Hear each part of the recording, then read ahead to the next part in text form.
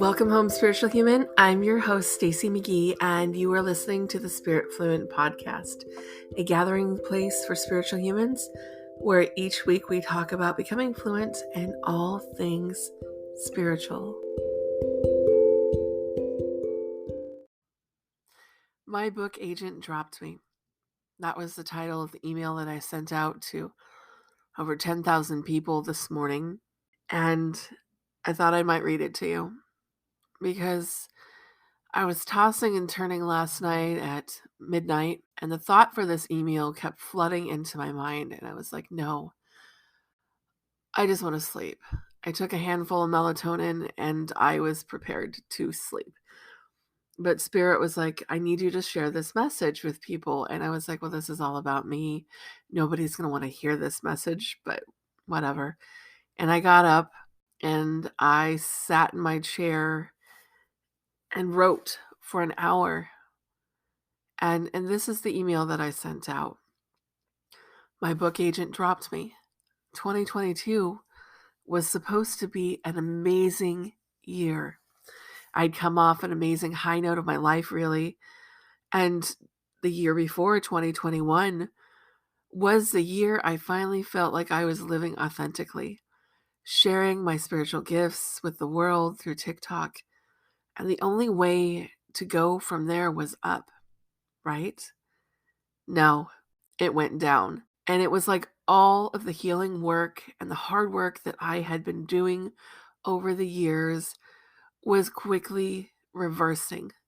It was unraveling at the fastest pace I could possibly imagine. And all the good things that I had going started to fall apart. First, I lost my book agent. And honestly, she made a great move for her to entertainment law, but she stopped doing book deals and stopped being a book agent. And I started to lament about how I had screwed things up, about the spiritual meaning of birthmarks, where I was going to share powerful healing messages to people about their birthmarks. I was going to change the world to help people heal. It was a dream come true. That fizzled out too. The producers of the Discovery Channel said they didn't have room for that show, and it wasn't going to fit in this year's lineup. And I started to think again, if only I had been skinnier, not as autistic and weird, maybe they would have produced my TV show. If only. And I started to get stuck further in the past. And then my health started to decline. My blood pressure was raising, and I started being forced into taking fewer and fewer clients. And finally, November 30th, during a client session, the unthinkable happened. I suffered a TIA. And if you don't know what a TIA is, that's a mini stroke or a transient ischemic attack, depending on who you talk to. And my 17-year-old son rushed me to the hospital. And I had to completely close down nearly everything with Spirit Fluent. To say I felt discouraged, well, that was an understatement. To quote Anne of Green Gables, I fell into the depths of despair. One day, I recently texted my friend and I asked this: is it okay if I give up? Is it okay if I shut everything down and just go live in a hut in the woods and let everyone forget that I ever existed? And that felt so right at the time. Just to give up and disappear. It felt so right and so easy because I have been fighting my whole life, often fighting for my very survival. And I was exhausted. I was done fighting. I was done trying. And honestly, I can't remember what she told me, but I do remember her telling me that I wasn't alone, that she knew many spiritual humans that were feeling the same way, struggling to make a world that was not designed for spiritual humans work, struggling to eke out a living. And suddenly, I didn't feel like giving up anymore.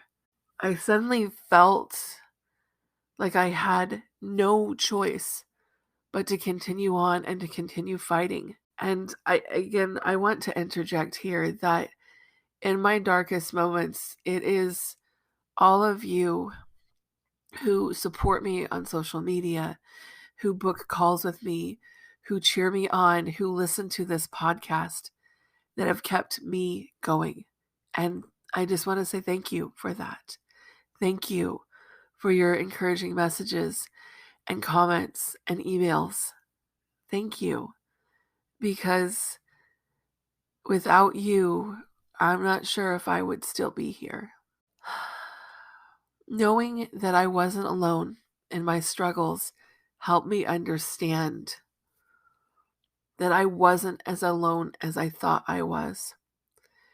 And that no matter where we are on our spiritual journeys, we are not alone, even if it feels like it.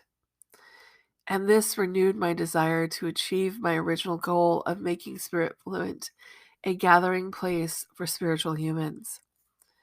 I was not going to give up. And so I started writing something that felt easy to write, so easy that it flowed effortlessly, words to digital paper. My book, Tattoo Medicine, The Spiritual Meaning of Tattoos. I had the goal of getting this book done in 10 days. I was going to get this book done. It didn't happen in 10 days. It's been longer than that original goal, but I am okay with that. I am okay with an unmet goal because my spiritual humans, I am 24,000 words into writing this book and 80% done with the first draft. And it probably won't be professionally edited or perfect, but I am determined to get this book done and published by the end of March. Come hell or high water, this will happen. I also have a renewed faith in my spirit and my purpose. I've started to add back classes to the Spirit Fluent website, the free fighting healing calls that I loved so much. And I have focused on topics that I know I personally need to heal most. And I know many of you might need these classes too. Soul fractures and childhood trauma and cord cutting. These are classes I know I personally need. And I'll be adding more as we go. And as always, these classes are free to attend, but your gifts of gratitude are also always appreciated. And here's the thing. If I'm not going to give up, I won't let you give up either. Healing is hard sometimes. It's not an easy or a perfect journey. And heck, I'm not perfect. So that works out right. And so I hope that you will join me on this journey of not giving up, of healing in the most imperfect but powerful way. All my love, Stacy. And that was the email that was sent out at 8:45 a.m. Mountain Standard Time today.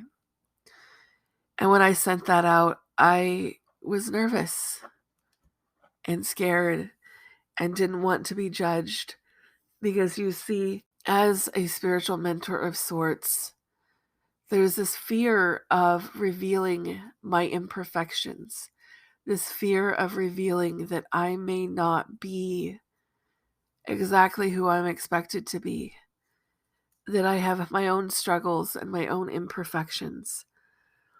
Because you see, growing up Mormon and being in that Mormon religion, perfection is crushed into our souls and our belief systems from a very young age. We must dress perfectly and act perfectly and be perfect. And if you are anything aside from perfect, you are shunned. You are exposed as a monster and a deviant. And no one will want to be your friend. And that was the experience I had growing up. I had pictures that my father brought me of my teenage years. And there was a girl who I had thought was my friend, but I realized was only being nice to me because they thought that I was a project, that I was something to be fixed, something to be overhauled, something to dress in my perfect little Mormon perky dresses and to strip me out of the black high-heeled boots and zip up mini dress that I was wearing in that photograph.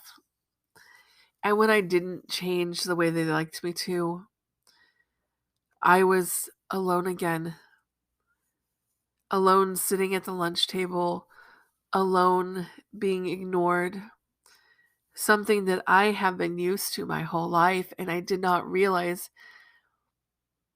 that there was nothing wrong with me. I did not realize that I had autism that made me different. And maybe that's why so many people passed me by, because being imperfect was not something they wanted to face. And my imperfections reflected their imperfections. And people don't like seeing their faults. I have found over the years, as my husband says, no one likes the bearer of bad news. And I was constantly told that I was negative and always bearing these bad news moments, when all I was trying to do was be honest and forthright and share the truth. But the truth is not something that many people are ready to face. The truth is something that reveals something within inside of us that is difficult to look at. Because if we face the truth is we wouldn't fit in, we wouldn't belong, we wouldn't become part of the community that the world has designed for us to fit into. And if we do not fit into the boxes, if we do not look just right and have hair just right, then we are not just right. And we are ostracized and abandoned and ignored. And even to this day, I attend church still, because while I've realized the people of my religion are judgmental and cruel at times, that the culture is toxic and destructive, that there is still something soothing to my soul about sitting in church and singing hymns and reading the scriptures. And so I attend, and so I sit, often alone, in the Relief Society women's group, where no one technically ever really sits next to me, and barely anyone says hello. I have one friend, Danielle, who's a beautiful human, and she always makes an effort to befriend me and to involve me and to show up at my door and bring me cookies. She is amazing. But other than that, I am alone. And I often beg my husband to come sit with me in women's group, to which he always declines for obvious reasons. And it is long ago that I realized that often the path of a healer, often the path of a healing person, feels so very lonely. That I indeed was also starting to hide parts of myself again. Parts of myself that I thought were imperfect, so that I could be more commercially viable. That maybe I would start getting sponsors for my podcast or my TikToks. That maybe I might get a book agent or a TV show deal again. But I realized I don't want to be perfect. I don't want to fit in a box of what people expect of me. I want to be the wild-haired, tie-dyed weirdo that I am. I want to receive beautiful messages from Spirit and share those beautiful messages with you, and if only 5 people hear me, or 10 or 20, but it touches their hearts and souls and helps them heal as well, then it is a job well done. And then I don't care. Well, maybe I care a little bit, because let's be honest, even I still have an ego, but I don't care as much about the millions of views as I do about the single person I helped that sends me an email and gives me their gratitude. Writing my book about tattoos might actually help someone understand how beautiful they are, how wonderful of a person that they are. And so, my spiritual humans, my people that society has turned your backs on and rejected, my people who have been harmed by others who've claimed to be perfected, my people who have been judged, my people who have been downtrodden. For this reason, for you, and to be myself completely, to use the overused term authentically, because this is authentically me, I present myself to you humbly as maybe a healer, maybe a guide of sorts, an imperfect spiritual human on an imperfect journey of this life, hoping that I might teach and guide you just a little bit into understanding your purpose, your worth, that I might give you just a little strength, even if it's just for this moment today, for you to understand one important, beautiful concept: that you are a beautiful spiritual human, that you have infinite worth beyond the opinions of this world, the churches and the people that are created in it, that your worth lies beyond what your body looks like on the outside, that you have a divine purpose and a reason that you were born and created, and there is magic within you. There is a seed of greatness that lies within your heart that connects you to God and the universe, and that makes you perfect, just the way you are.